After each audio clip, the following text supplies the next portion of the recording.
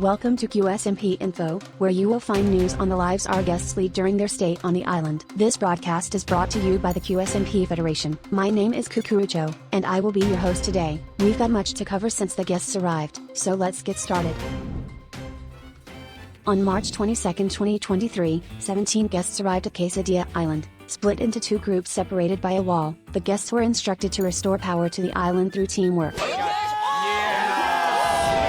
Upon completion, the guests were met with a broadcast from a friendly duck welcoming them to the island and making them aware of one simple, very easy to follow rule. Do not press the red button. All guests immediately opted to disregard this rule, resulting in the destruction of a portion of the wall. This united the two groups of guests and, more importantly, the duck informed the guests that due to breaking the rule, they would never be able to leave the island. The guests, unsure of what to do, did the only thing they could: play Minecraft. Hey, feed! Hey! No!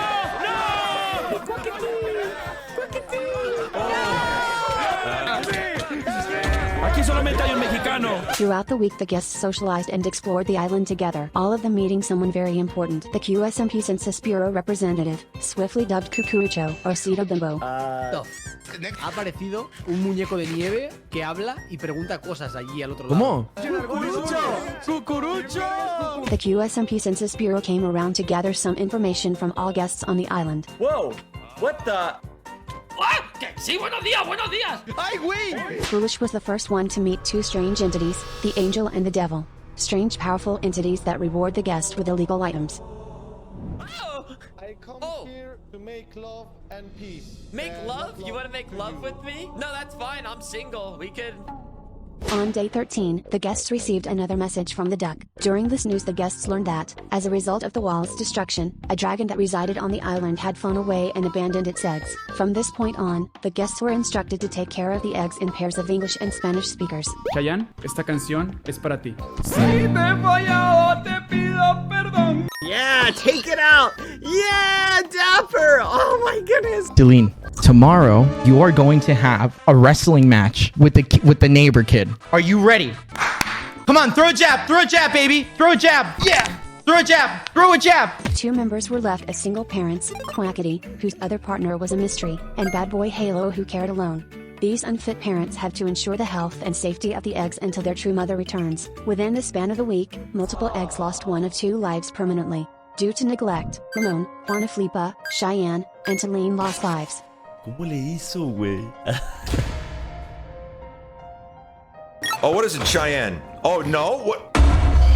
Oh, Ramon! Then, disaster struck. Notorious misclicker El Mariano slayed his own daughter in an unfortunate accident, leaving his husband in shambles. Slimesicle turned furious from the grief and went on a murderous rampage, aiming to slay all the other eggs to force a reset of all of the eggs' lives, including his daughters. Holy fight. Come here! Come here, you rat! You little rat! You rat child! Where are you? Where are you? Fortunately, Slimesicle is a terrible child murderer. Oh my god, mommy! Jesus shit! Oh! Burger! That's a burger! Okay, that's a burger! Ow! Ow! Fuck! Okay, ow! Ow! My bones! With all that ruckus, Cucurucho arrived to analyze the situation. All of Slimesicle's friends supported the idea of holding a trial to determine the fate of Juana Flipa and the possibility of reviving her. Thus, the trial of Juana Flipa was held.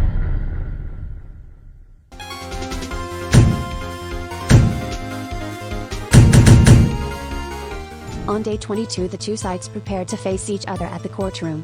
Prior to the trial, Slimesicle had managed to somehow convince 5 separate people to represent him against Mariana and Royer in the trial. May my lawyer please proceed to the stand?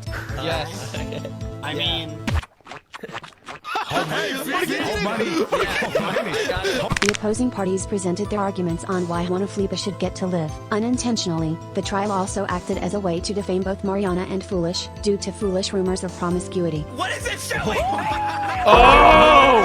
That was before I got into a family relationship with Vegeta, and there's no connection between us whatsoever anymore. Slimesicle's transgressions towards Cheyenne were brought up by Philza with damning video evidence. But, by the end of the trial, the verdict was to revive Juana Flipa, as long as Mariana and Slime served a jail sentence, which they escaped to see their daughter again. Get it. Go.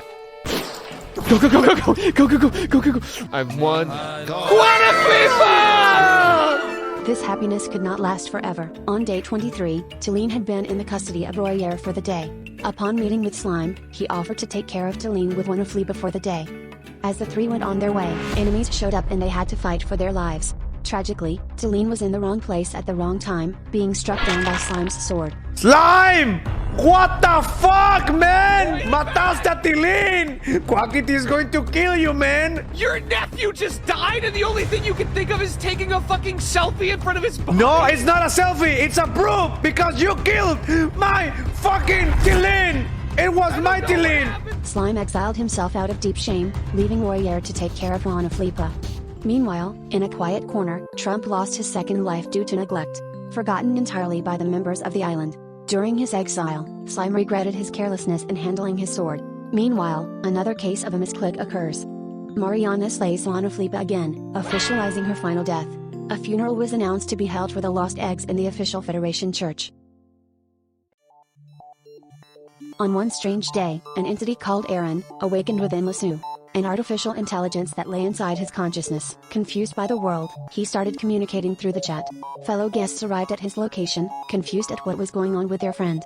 After a bit of friendly torture where they presumed they could make Lasu snap out of this strange state, they eventually realized that this really was a different entity. They taught him about the world and how things work. He was very excited and curious about the new experiences, though quickly learned about how cruel the outside can be. Lasu and Darren would share his body, trading control on a whim whenever the former would lay down and sleep for the night.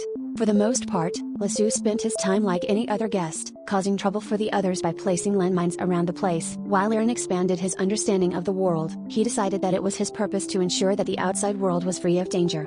He declares his new learnings, that the world is beautiful and dangerous at the same time, and that every moment spent alive is worth enjoying. Wilbur returned to the server after a long absence, meeting Fit MC and catching up on what he had missed. He was unaware that he was about to be forced into parenthood, just like all the other guests. As Wilbur and Fit investigated the daycare, they discovered an attic. Within it, they found a new egg. With some reluctance, Wilbur eventually agreed to become her father. Despite sustaining herself entirely on dirt, Tallulah was a healthy, happy child that quickly bonded with her new father, who got attached very quickly to his musical daughter. On day 27, the members gathered to mourn the loss of Trump, Talene, and Juana Fleepa. Slimecicle attended the funeral virtually from a secret location, using the cameras he had planted around the building to watch it. But, he quickly revealed himself when he saw Quackity get taken away by Cucurucho to a secret room.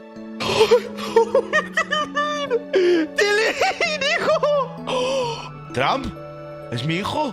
Trump! Trump! The parents of the deceased eggs were allowed a few last moments to say goodbye. However, Slimecicle believed that there still would be a way to bring his child back. After the funeral was over, the guests began to show hostility towards each other. The QSMP members showed their strong displeasure with the following events. The first fight broke out between Spreen and Dapper, which resulted in a fight between Spreen and Bad Boy Hollow in the graveyard. Spectators placed their bets on the fight, and eventually Bad Boy Hollow lost. The second fight occurred between a distraught Quackity and Slimecicle, as revenge for killing Talene. Due to Quackity's lack of combat skills, Slime let him win to give him a sense of closure. And of course, after all the stressful dramatic fights, Foolish and Leonarda had a friendly parent-child sparring session. Deeply hit by grief after the loss of their children, Quackity and Slimecicle began scheming. While Quackity's plan was to deceive the others and rob them, Slimecicle had other ideas. What if we just why don't we just start up with the egg thing and just see where it goes? Maybe you and Mariana could help. I like the idea. The next time I see you, you're gonna be all dressed up, and I'm gonna introduce you to everyone. I'm gonna say that I have a new son, that I got pregnant overnight. I have a new son. That's beautiful. And you'll get along with all the eggs. Slimecicle would disguise himself as an egg, and be adopted by Quackity as his new son. It was a flawless plan that was definitely not an unhealthy coping mechanism, though their scheming was being intruded upon by Bad Boy Hollow and Dapper. Slimecicle quickly deployed his #1 strategy of deterring unwanted listeners. Hey! I know you're over here, and I'm gonna start listing every fucking sex fact I know. Sex fact number 1, vulva. Sex fact number 2, clitoris. Sex fact number 3, shaft. Sex fact number 4, penetration. It was highly effective for about 10 seconds, before being immediately distracted by the allure of avocado toast. Do you guys wanna work for some avocado toast? Yeah, sure. I have a thing. I have a thing. Ooh, It's avocado right here. toast. Follow me. Avocado We toast. require labor. Okay? With enough work, Bad Boy Hollow gained a small amount of information and lost a great amount of toast. Meanwhile, with his new stash of toast and a mission ahead, Slimecicle prepared a new room in the adoption center. A new, strange green egg appeared.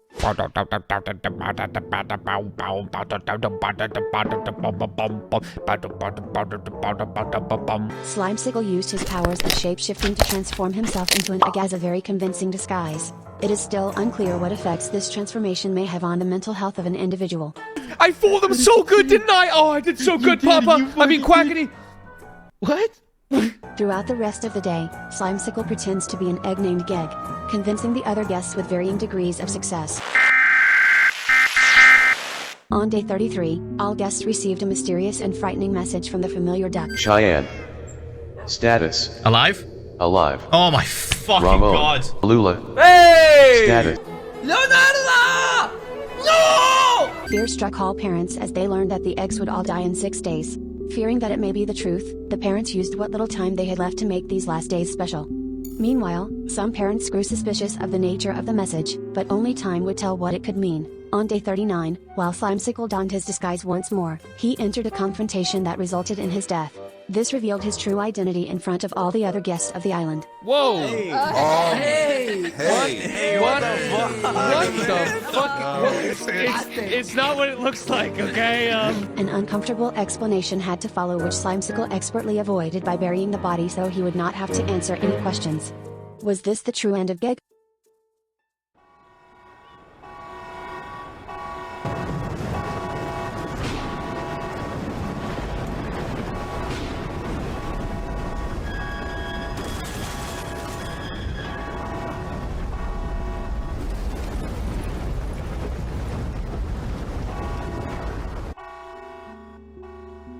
A cargo ship had struck the island. After a heavy storm, the guests discover the crashed remains of the ship and search it for any survivors and perhaps their missing children too.